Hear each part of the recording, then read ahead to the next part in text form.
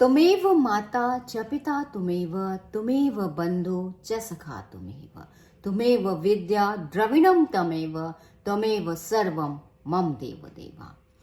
श्रीमद् भागवत गीता में पांडव राजकुमार अर्जुन और उनके सारथी मार्गदर्शक भगवान श्री कृष्ण, जो विष्णु के ही अवतार हैं, के बीच कथात्मक ढांचे में स्थापित है। गीता के दूसरे अध्याय में अर्जुन श्री भगवान कृष्ण से दोहराते हैं कि वे अपने वर्तमान स्थिति का सामना करने में असमर्थ हैं, जहां उसने अपने बड़े और शिक्षकों को मारना है। वह युद्ध से भाग लेने में इनकार करते हैं और श्री कृष्ण से अनुरोध करते हैं कि उनके आध्यात्मिक गुरु बने और उसके कर्म के उचित मार्ग पर मार्गदर्शन करें। इस अध्याय में कहा गया है, आत्मा अजन्मा है, शाश्वत है, अविनाशी और चिरनूतन है।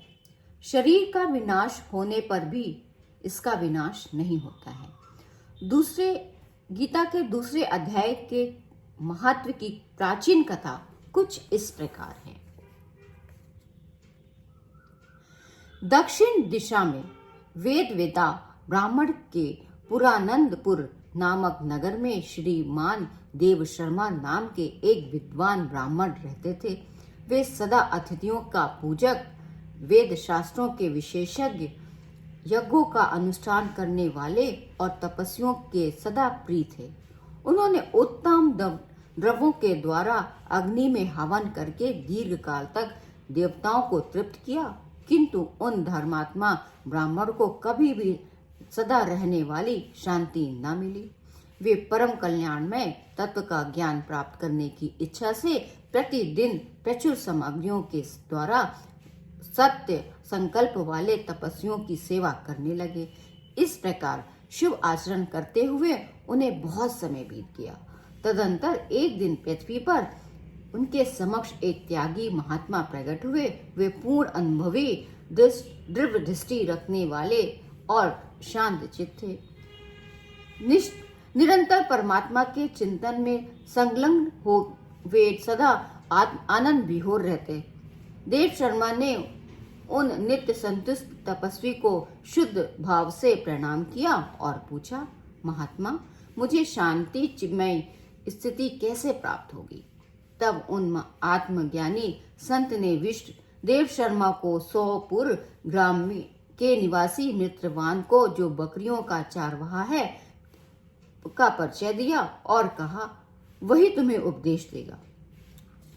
यह सुनकर देव शर्मा ने महात्मा के चरण की वंदना की और समृद्धशाली सोपुर ग्राम में पहुंचकर उसके उत्तर भाग में एक विशाल वन देखा। उसी वन में नदी के किनारे एक शिला पर मित्रवान बैठा था। उसके नेत्र आनंद तीर से निश्चल हो रहे थे। वह अपलक दृष्टि से देखता रहा। वह स्थान आपस का स्वाभाविक वैर छोड़कर एकत्रित हुए परस्पर विद्रोह जंतुओं से घिरा था। वहां उद्यान में मंद मंद वायु चल रही थी। मृगों के झुंड शांत भाव से बैठे थे और मित्रवान दया से भरी हुई आनंदमयी मोहिनी दृष्टि से पृथ्वी पर मानो अमृत छिड़क रहा था। इस रूप में उसे देखकर देव शर्मा का मन प्रसन्न हो गया। वे उत्सुक होकर बड़ी विनय के साथ मित्रवान के पास गए। मित्रवान ने भी अपने मस्तक को किंचित नवाकर देव शर्मा का सत्कार किया।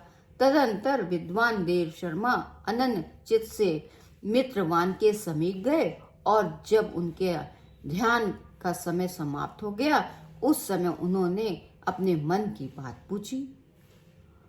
बोले, मैं आत्मा का ज्ञान चाहता हूँ। मेरे इस मनोरथ की पूर्ति के लिए मुझे किसी ऐसे उपाय का उपदेश दीजिए जिसके द्वारा सिद्धि प्राप्त हो चुकी हो। देव शर्मा की बात सुनकर मित्रवान ने एक क्षण कुछ विचार किया। उसके बाद वह इस प्रकार बोले, विद्वान, एक समय की बात है, मैं वन के भीतर बकरियों की रक्षा कर रहा था। इतने में ही भयंकर बाघ मेरी दृष्टि पर भयंकर बाघ पर मेरी दृष्टि पड़ी जो मानो सबको खा लेगा। मैं मृत्यु से डरता था, इसलिए बाघ के आते देख बकरियों के झुंड को आगे करके वहां से चला गया। किंतु एक बकरी तुरंत ही सारा भय छोड़कर नदी के किनारे उस बाघ के पास बेरोक टोक चली गई। फिर तो बाघ भी द्वेष छोड़कर चुपचाप खड़ा हो गया। उसे इस अवस्था में देखकर बकरी बोली, बाघ, तुम्हें तो अभिष्ट भोजन प्राप्त हुआ है। मेरे शरीर से मांस निकालकर प्रेम पूर्वक खा लो ना। तुम इतनी देर क्यों कर रहे हो? तुम्हारे मन में कोई खाने का विचार क्यों नहीं हो रहा है? बाघ बोला, बकरी, इस स्थान में आते ही मेरे मन से द्वेष का भाव निकल गया, भूख प्यास भी मिट गई, इसलिए पास आने पर भी मुझे तुम्हें खाने की चाह नहीं हो रही है।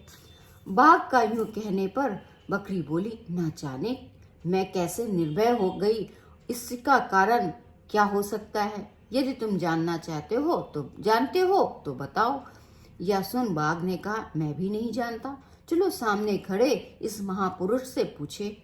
ऐसा निश्चय कर वे दोनों वहां से चल दिए। उन दोनों के स्वभाव में एक विचित्र परिवर्तन देखकर मैं बहुत विस्मय में पड़ गया। इतने में ही उन्होंने मुझसे आकर प्रश्न किया। वहां वृक्ष की छाया पर एक वनराज बैठा था। उन दोनों के साथ मैंने भी वनराज से पूछा। विप्र, मेरे पूछने पर वनराज ने आदर पूर्वक कहा, सुनो, इस विषय में मैं तुम्हें एक प्राचीन वृत्तांत सुनाता हूँ। यह सामने वन के भीतर जो बहुत बड़ा मंदिर है, उसी की ओर देखो। इसी में ब्रह्मा जी का स्थापित किया हुआ एक शिवलिंग है। पूर्व काल में यहाँ सुकर्म नाम का एक बुद्धिमान महात्मा रहते थे, जो तपस्या में मग्न रहते थे और मंदिर में उपासना करते। वे वन में फूलों का संग्रह करके आते और नदी के जल से पूजनीय भगवान शंकर को स्नान कराकर उन्हीं से उनकी पूजा किया करते थे। इस प्रकार आराधना का कार्य करते हुए सुकर्म वहां निवास करते। बहुत समय के बाद उनके समीप एक अतिथि का आगमन हुआ। सुकर्म ने कहा, भोजन के लिए आग्रह किया और अतिथि का सत्कार किया। और तब अतिथि ने बोला, विद्वान, मैं केवल तत्व ज्ञान की इच्छा से भगवान शंकर की आराधना करता हूँ। आज इस आराधना का फल परिपक्व होकर मुझे आप आए हैं, क्योंकि इस समय आप जैसे महापुरुष ने मुझ पर अनुग्रह किया है। सुकर्म के ये मधुर वचन सुनकर तपस्वी ने धनी महात्मा अतिथियों को बड़ी प्रसन्नता हुई। उन्होंने एक विशाल शिलाखंड पर गीता का दूसरा अध्याय लिख दिया और ब्राह्मण से उसके पाठ एवं अभ्यास के लिए आज्ञा देते हुए कहा, ब्राह्मण, इससे तुम्हारा आत्मज्ञान संबंधी मनोरथ सब अपने आप सफल हो जाएंगे। यूं कहो। ये कहकर वे बुद्धिमान तपस्वी सुकर्म के सामने ही देखते देखते अंतर ध्यान हो गए। सुकर्म विस्मित होकर उनके आदेशों के अनुसार निरंतर गीता के दूसरा अध्याय का अभ्यास करने लगे।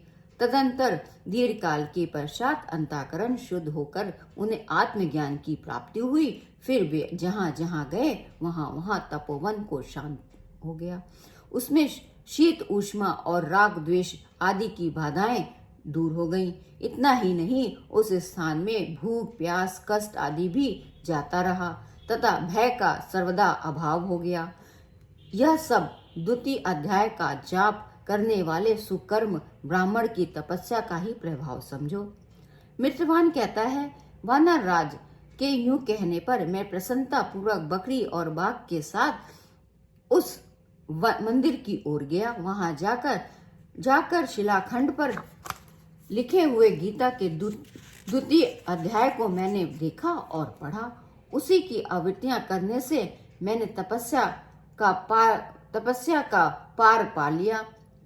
अतः भद्र पुरुष, तुम भी सदा द्वितीय अध्याय का तुम भी सदा द्वितीय अध्याय की आवृत्तियां किया करो।